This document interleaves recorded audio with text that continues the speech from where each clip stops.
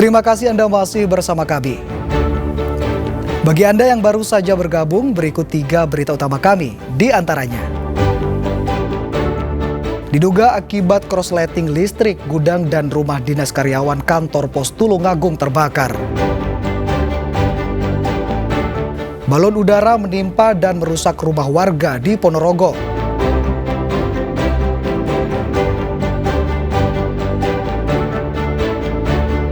Berwisata di tengah hamparan pohon sagu di Tuban sembari menikmati sensasi terapi gigitan ikan.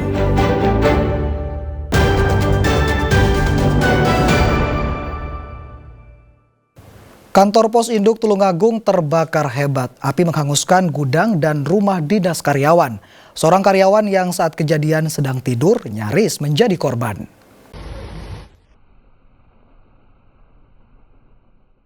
Kebakaran kantor pos induk Tulungagung yang berada di Kelurahan Kauman terjadi pada Senin dini hari. Api yang berkobar membakar gudang dan rumah dinas karyawan. Beruntung api tidak sampai merembet ke bangunan kantor. Kasih Operasi Damkar Dinas Pemadam Kebakaran dan Penyelamatan Tulungagung Bambang Pidekso mengatakan kebakaran pertama kali diketahui oleh 4 remaja di sekitar lokasi kejadian yang kemudian melaporkannya ke kantor Damkar Tulungagung.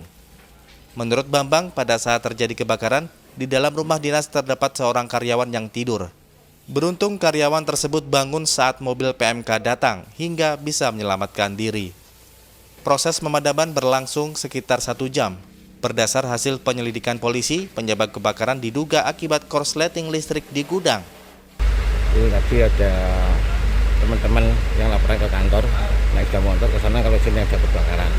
Kurang lebih jam 1:10 menit. Yang terbakar gudang di sebelah rumah dinas kantor pos. Rumah dinasnya juga ikut terbakar, Pak? Maksudnya ada sekitaran 30% rumah dinas yang terbakar, atapnya bagian dalam. Awalnya seperti apa tadi? Kalau dilihat dari kejadiannya oleh Polsek Samain Lapis tadi, mungkin besar dari korsleting listrik. Petugas memastikan tidak ada korban jiwa maupun luka dari peristiwa kebakaran ini. Namun bangunan gudang dan seluruh barang di dalamnya ludes terbakar. Sedangkan rumah dinas mengalami kerusakan sekitar 30%. Kerugian yang ditimbulkan diperkirakan mencapai 75 juta rupiah. Danu Sukendro melaporkan dari Tulungagung.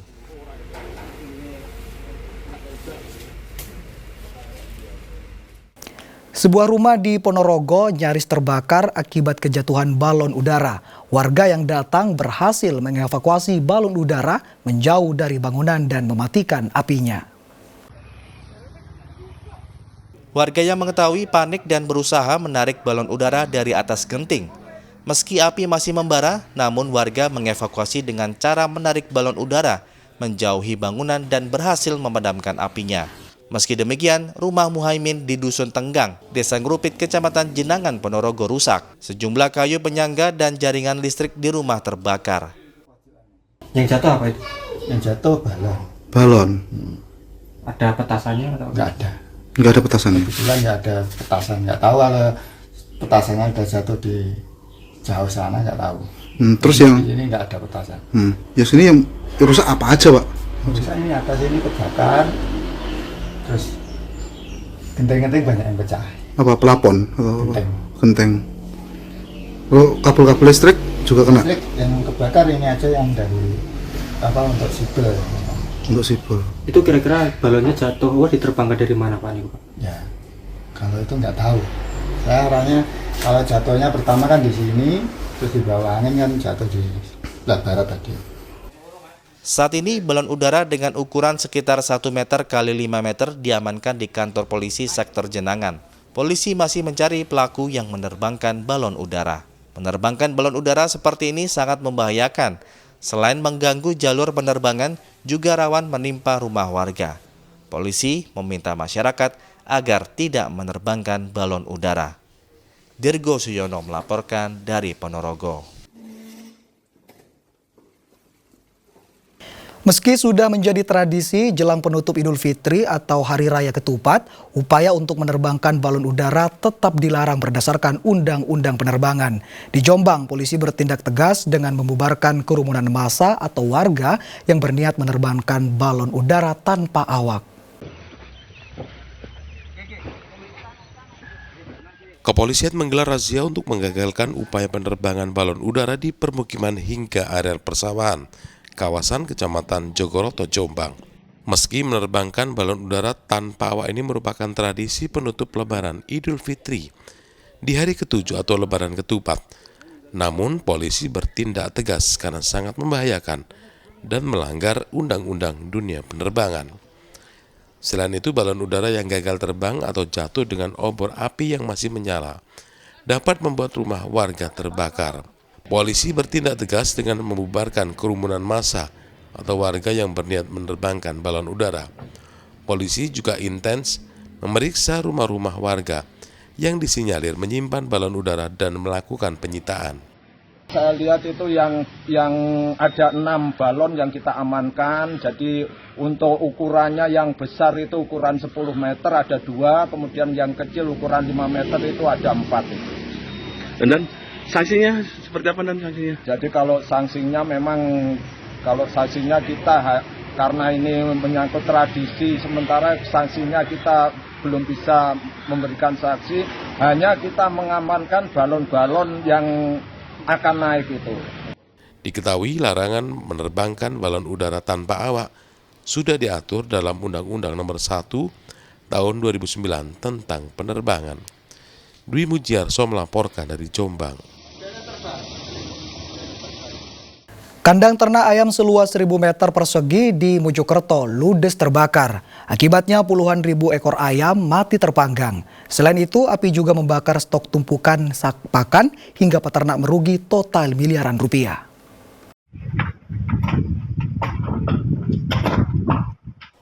Kebakaran menghanguskan 2 petak kandang ayam yang berada di area persawahan Desa Gembongan, Kecamatan Gedek, Kabupaten Mojokerto, Senin pagi. Kobaran api dengan cepat membakar bangunan kandang seluas 1.000 meter persegi yang sebagian besar berbahan kayu tersebut. Akibatnya 50.000 ayam yang baru berusia 12 hari mati terpanggang. Selain itu, tumpukan sak pakan ayam dan 1 sepeda motor milik penjaga kandang juga hangus terbakar. Beruntung tidak ada korban jiwa, 6 orang penjaga yang sebelumnya terlelap tidur berhasil menyelamatkan diri. Diduga kebakaran berasal mesin oven yang terlalu panas, sehingga percikan api menyambar material kayu bangunan. Kronologisnya dari pemanas, yang pakai arang itu, jam 11 kondisinya masih aman. Setelah kemungkinan setengah 12-an itu, mungkin api dari percikan api. Setelah itu 1 jaman lebih sudah membakarkan dari semua. Meski tak sampai menimbulkan korban jiwa, namun peternak ayam ditaksir merugi total hingga miliaran rupiah. Dia Eko Purwoto melaporkan dari Mojokerto. Kita ke informasi ringan. Selama libur Lebaran 2025 di Kabupaten Tuban, ada satu destinasi wisata baru yang ramai dikunjungi wisatawan, yakni wisata Pelang yang berada di tengah kebun pepohonan sagu. Pengunjung bisa merasakan bagaimana sensasi digigit ikan di bagian kaki sambil menikmati sajian bubur sagu.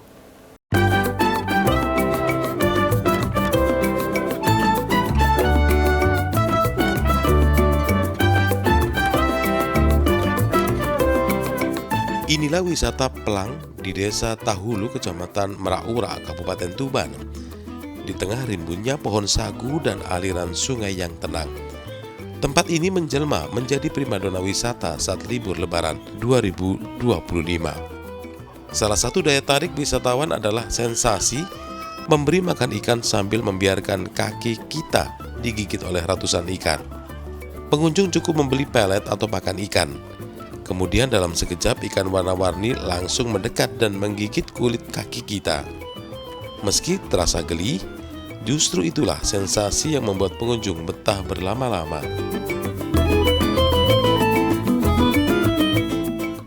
Yang disukai di sini apa sih Mbak? Ada banyak ikannya, buat anak-anak bisa bahagia. Bisa berinteraksi dengan ikan itu ya? Ya, anaknya senang. Sering ke sini Mbak? Sering. Habis setiap liburan ke sini.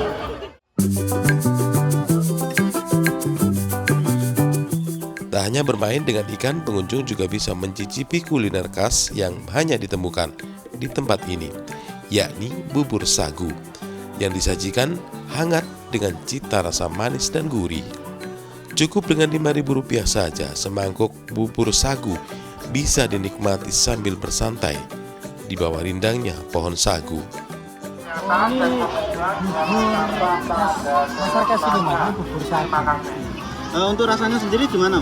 Rasanya itu enak mas, apalagi ini makanan tradisional, bukan ini atau yang pastinya enak. Untuk tiket masuk cukup terjangkau, hanya Rp6.000 per orang di masa liburan atau Rp5.000 di hari biasa. Selama momen libur lebaran ini, jumlah pengunjung melonjak drastis hingga mencapai 1.000 orang lebih per hari. Karena orang datang ke tempat kami itu kan butuhnya sesuatu yang baru, sehingga yang biasanya orang selfie kita ada aktivitas memberi makan ikan, kemudian orang yang senang karaoke kita ajak karaoke, kemudian susur sungai dengan naik perahu boot, kita juga ada perahu kano juga, itu yang terbaru dari kami. Untuk menarik antusiasme pengunjung, pihak pengelola juga terus menambah fasilitas dan wahana baru, mulai dari karaoke, perahu susur sungai hingga kano.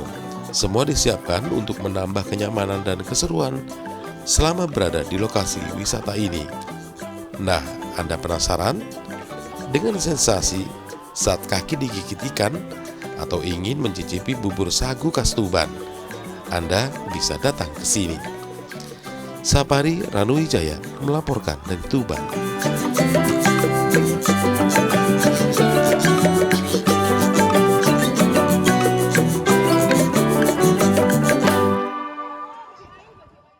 Hari Raya Ketupat atau hari ke-7 selepas 1 Syawal tidak hanya identik dengan makanan jenis ketupat dan opor ayam. Warga pesisir pantai utara Pasuruan menggelar tradisi peraonan atau tradisi naik perahu ramai-ramai bersilaturahmi ke rumah kerabat.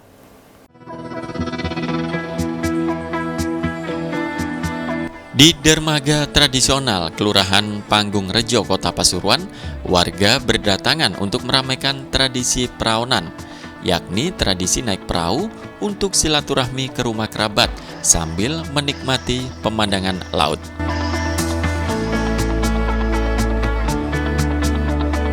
Tradisi yang berlangsung setahun sekali bertepatan dengan Hari Raya Ketupat atau 7 hari pasca Idul Fitri ini jadi salah satu yang ditunggu oleh warga sekitar.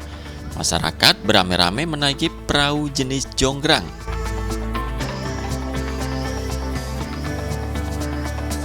Selama perjalanan, perahu menyisir hutan bakau sepanjang 2 km hingga menyeberang ke tengah laut sejauh 2 mil menuju ke desa pesisir lainnya di Pasuruan untuk bertemu dan bersilaturahmi ke rumah kerabatnya. Tradisi yang telah berlangsung puluhan tahun ini juga menarik warga lainnya karena menikmati keindahan laut. Di mana Ibu ini, Bu? Dari Batu. Dari Batu. Ini ke sini tujuannya apa ini, Bu? Berlibur aja, kan ada acara tradisional perawan ya. Jadi ingin tahu karena ini tadi informasi dari kawan ada gitu. Jadi saya pengen melihat juga merasakan gimana sensasinya perahu bersama banyak orang. Mana rasanya naik perahu? Senang sekali karena view-nya dari sana itu bagus. Jadi kalau searah balik ke sini terlihat pemandangan Gunung Arjuna, Gunung Welirang sampai Gunung Penanggungan itu nampak dari laut. Jadi indah banget. Untuk mengantisipasi hal yang tak diinginkan, Pol Airut setempat melakukan pengawasan dan kontrol, melakukan penjagaan di sepanjang jalur laut yang dilalui perahu warga. Dalam hal ini kami selaku Kasat Pol Airut Pasuruan Kota telah menyiagakan 3 unit kapal patroli polisi yang telah kami berangkatkan tadi pagi ke 3 titik yang saat ini sedang melaksanakan kegiatan perawanan. 1 unit kapal dari BKO Ditpol Airut Polda Jatim dan 2 unit kapal organik dari Satpol Airut Polres Pasuruan Kota. Tradisi perawanan berakhir menjelang petang atau sebelum matahari terbenam. Tradisi ini dilestarikan untuk menjaga tali silaturahmi warga pesisir pantai utara terutama di wilayah Pasuruan dan sekitarnya.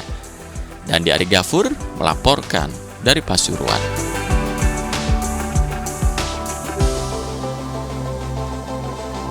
Informasi tadi sekaligus mengakhiri kebersamaan kita di program Berita Jawa Timur hari ini. Atas nama seluruh kru yang bertugas, saya Imam Fawaid mengucapkan terima kasih atas perhatian Anda, selamat beraktivitas dan sampai jumpa.